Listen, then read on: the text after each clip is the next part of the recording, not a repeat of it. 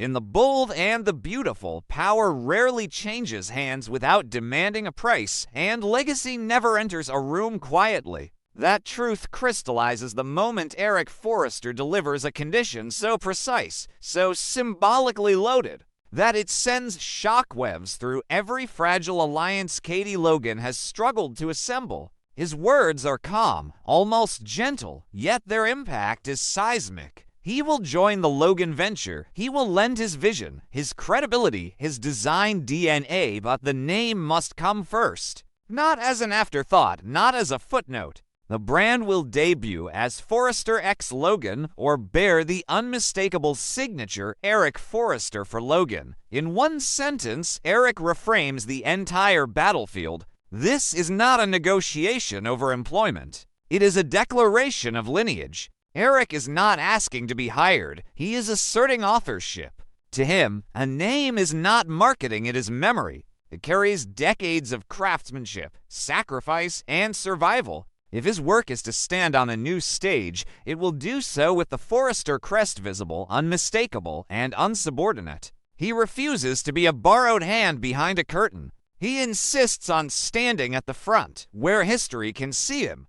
For Katie, the demand lands like a paradox she cannot escape. She needs Eric. Not just his talent, but the gravity he brings with him, the instant legitimacy that only a founder can confer. At this moment, legitimacy is oxygen. The Forrester side is circling, quietly sharpening narratives meant to suffocate the Logan launch before it takes its first breath. Questions about leadership, stability, and creative depth are already leaking into the press. Without a design titan at the helm, Katie's brand risks being dismissed as aspirational rather than authoritative. Eric's presence would silence doubts overnight. And yet, accepting his condition may detonate the very war she is trying to survive. Katie understands symbols. She understands how names shape perception and how perception becomes verdict. The Logan name is not merely a brand to her. It is a reclamation, a hard-won assertion that her vision stands on its own merits. To place Forrester before Logan risks rewriting that story before it is even told. It invites a devastating interpretation that Logan could only win by borrowing the halo of its oldest rival. That victory was not earned, but leased. No one would weaponize that interpretation faster or more effectively than Brooke Logan. Brooke sees the angle instantly. In fact, she has been waiting for it. Where others see compromise, Brooke sees collapse. If the brand debuts as Forrester x Logan, Brooke will not need to argue against its legitimacy. She will simply narrate it. She will let headlines do the work. Logan relaunch rides Forrester legacy. Katie's brand needs Eric Forrester to survive. Logan victory built on borrowed glory. Each phrase is a blade disguised as observation. Brooke understands that winning the Logan name battle is not about contracts anymore, it is about story control. And Eric's condition hands her the most explosive story imaginable. Eric, for his part, is not blind to the risk. He simply does not accept the premise that his name diminishes anyone else's. In his worldview, collaboration honors both sides, but hierarchy must be honest. He built Forrester Creations from the ground up. He refuses to pretend otherwise. If his work anchors the collection, his name will anchor the brand. Anything less would be erasure. To Eric, legacy is not negotiable, it is inherited responsibility. He believes that placing Forrester first does not eclipse Logan, it elevates it. Katie hears the conviction and feels the weight of it. She is not offended by Eric's pride, she recognizes it. She has lived too long in the shadow of others to mistake confidence for arrogance. And yet, she cannot ignore the trap closing around her. Accepting Eric's terms may secure talent, teams, and runway credibility, but it may also validate the most corrosive accusation Brooke has ever leveled against her, that Logan only wins when Forrester allows it. The tension tightens not because anyone is wrong, but because everyone is right for different reasons. Katie's internal conflict sharpens with every hour she delays. Investors are restless. Timelines are unforgiving. Creative teams need leadership they can rally behind. Eric offers all of it, immediately. His condition is not a power grab, it is a line drawn in principle. He will not be absorbed. He will collaborate, but visibly, unmistakably, and on equal footing. In his mind, Forrester X Logan is equality made manifest, but equality in branding is rarely perceived as equality in power. Brooke's looming presence makes that reality inescapable. Brooke will not attack Eric directly. She never does when subtlety is more effective. Instead, she will frame the launch as proof of dependence. She will suggest softly, relentlessly, that Katie's triumph came only because a Forrester stood at the front. She will ignite the Logan name war by redefining its terms, not Logan versus Forrester, but Logan through Forrester. The implication will be devastating, that Logan's independence was always an illusion. Eric senses the storm but refuses to flinch. He has outlasted worse. He believes the work will speak louder than the noise, that excellence, once unveiled, will drown out narrative warfare. He underestimates one thing. Brooke does not fight the work. She fights the moment before the work is seen. As the decision window narrows, Katie finds herself alone with the consequences no one else will bear. If she refuses Eric's terms, she risks launching without the shield his name provides, exposing her brand to a coordinated effort to render it dead on arrival. If she accepts, she hands Brooke the ammunition to redefine the entire Logan victory as conditional. Either choice escalates the war. The question is not whether the battle will intensify, but where it will be fought. The breakthrough comes not as clarity, but as acceptance of complexity. Katie realizes that there is no path without blood. There is only a choice about which wound she is willing to carry. She understands now that legacy battles are not won by avoiding conflict. They are won by choosing the terrain that best serves the future. Eric's condition, shocking as it is, offers something else as well: transparency. There will be no pretense, no hidden hierarchy. If Forrester stands beside Logan, it will do so openly. That openness, Katie realizes, might be weaponized, but it might also be reclaimed. If Brooke intends to frame the collaboration as dependence, Katie can counter by framing it as conquest, not borrowing a halo, but commanding a partnership on her terms. The decision, when it comes, is measured and devastatingly calm. Katie agrees, but with language that reasserts authorship in every other space. The brand will be Forrester X Logan, but the vision statement, the governance structure, and the public narrative will make one thing unmistakable: Logan is not a vessel. It is a platform. Eric is not rescuing a failing dream. He is choosing to build on one that has already survived attempted erasure. Brooke, watching the announcement land, feels the ground shift. She expected capitulation or refusal. She did not anticipate redefinition.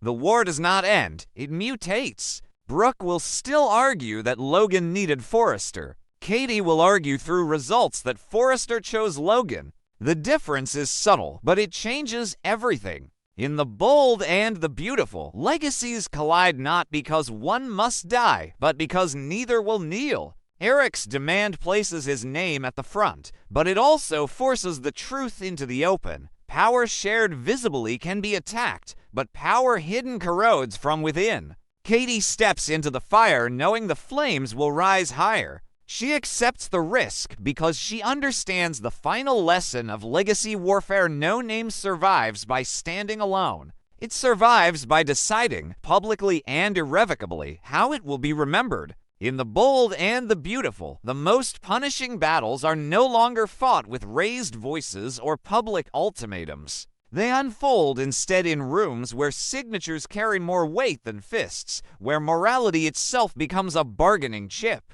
and where victory is defined not only by who survives, but by how they survive. That is the crucible Katie Logan enters when Eric Forrester presents a condition so quietly devastating it threatens to fracture her resolve from the inside out. Eric does not demand money. He does not ask for control. He does not even insist on priority beyond what has already been negotiated. Instead, he slides a single-page addendum across the table and asks Katie to sign away something far less tangible, but infinitely more powerful: restraint.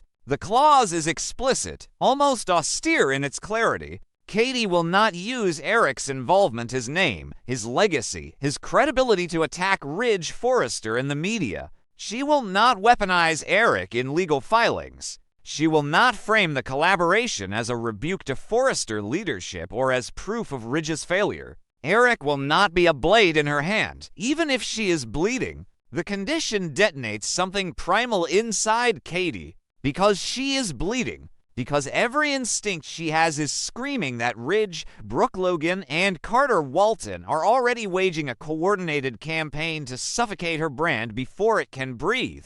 Because narratives are being shaped without her consent, meetings are being manipulated, and her silence forced by crisis, by exhaustion, by motherhood is being recast as incompetence. And now, in the middle of that siege, Eric is asking her to disarm herself voluntarily. Katie's anger is immediate and incandescent, but it has nowhere to go. She wants to scream that morality is a luxury of the unthreatened. She wants to tell Eric that ethical purity does not pay legal fees or stop hostile press cycles. She wants to demand why the burden of restraint falls on her alone while her opponents sharpen knives without consequence. The injustice of it lodges in her chest like a splinter she cannot remove. Eric is asking her to fight with one arm tied behind her back while the other side uses everything at its disposal. Eric listens to her fury without flinching. He does not interrupt. He does not defend Ridge.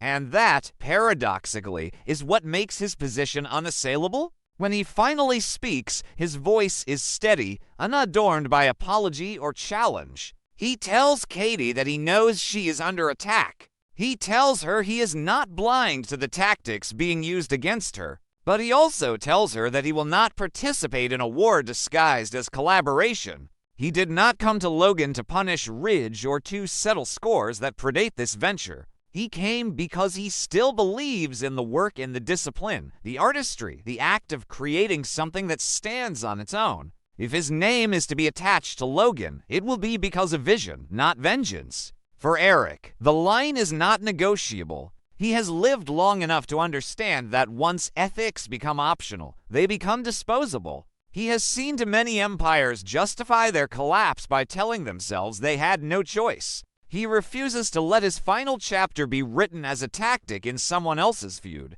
If Katie wants his legacy, she must also accept his rules. Not because he is naive, but because he is tired of winning at the cost of meaning. Katie hears the conviction and feels something crack not in Eric, but in herself. Because she understands him. She understands the exhaustion that comes from decades of warfare masquerading as business. She understands the longing to build something that does not immediately become ammunition. And yet, understanding does not ease the pressure she is under. It intensifies it. Eric's moral clarity forces Katie to confront a question she has been avoiding. What kind of victory does she actually want? If she signs the clause, she loses a powerful counterweight in the public arena. She cannot point to Eric as proof that Ridge has failed. She cannot use his presence to neutralize Brooke's narrative machine. She must endure attacks without responding in kind. She must trust that excellence will eventually outpace sabotage, even as early momentum is being deliberately strangled. If she refuses, she loses Eric hand with him, the credibility and creative backbone that could prevent her brand from being dismissed as a vanity project. She risks launching under a cloud of doubt that may never fully lift. Refusal would feel righteous, but righteousness does not guarantee survival. The conflict metastasizes inside her, reshaping every calculation. Katie has always believed in fairness, but she is not a pacifist. She knows that markets do not reward virtue, they reward dominance. The idea of absorbing blow after blow without striking back feels less like integrity and more like surrender. And yet, the idea of winning by compromising her own standards feels like a hollow triumph, one that would rot from the inside long before it bore fruit. Brooke, watching from a distance, senses the hesitation. She does not know the specifics of Eric's clause, but she knows the rhythm of constraint when she sees it. She recognizes the posture of someone being asked to take the high road while others pave the low one with landmines. Brooke understands that if Katie accepts Eric's terms, the asymmetry will be brutal and irresistible. Brooke can attack freely, knowing Katie's responses must be measured, muted, and indirect. The moral high ground becomes a cage. Ridge, too, feels the tension, though he misreads its source. He assumes Katie's delay signals weakness or indecision. He does not see the ethical calculus grinding her down from within. Carter frames the situation as risk management, unaware that the greatest risk Katie faces is not financial, it is existential. She is deciding what kind of leader she will be remembered as if she survives at all. The moment of decision comes not in a boardroom, but in solitude. Katie reviews the clause again, alone, away from advisors and allies. She reads the language carefully, noticing how narrowly it is drawn. Eric is not forbidding her from defending herself. He is forbidding her from using him as a weapon. The distinction matters. It reframes the choice. This is not about silence. It is about refusing a particular kind of violence, the instrumentalization of legacy for short-term gain. Katie realizes then that Eric is offering her something more dangerous than leverage. He is offering her a mirror. If she signs, she commits to winning without becoming what she despises. She commits to absorbing injustice without allowing it to define her methods. She commits to a longer, harder path whose outcome is uncertain but whose integrity is intact. If she refuses, she preserves the option to strike back, but she also concedes that ethics are negotiable when pressure mounts. The signature, when it comes, is steady. Katie signs not because she believes the fight will be fair, but because she refuses to let unfairness dictate her values. She signs because she understands that a brand born of resentment will always be tethered to the thing it resents. She signs because she would rather risk defeat with her standards intact than secure victory by hollowing herself out. The fallout is immediate and merciless. Brooke escalates, emboldened by Katie's restraint. Headlines sharpen. Doubts are amplified. Ridge does not intervene. Carter rationalizes. The imbalance becomes visible to anyone who knows how to look. And yet, something else happens to something Brooke did not anticipate. Quietly, steadily, the work begins to speak. Eric's designs carry a discipline that cannot be spun away. The teams he assembles move with purpose. Investors, initially skittish, begin to notice that while Katie is not shouting, she is delivering. The tension does not resolve neatly.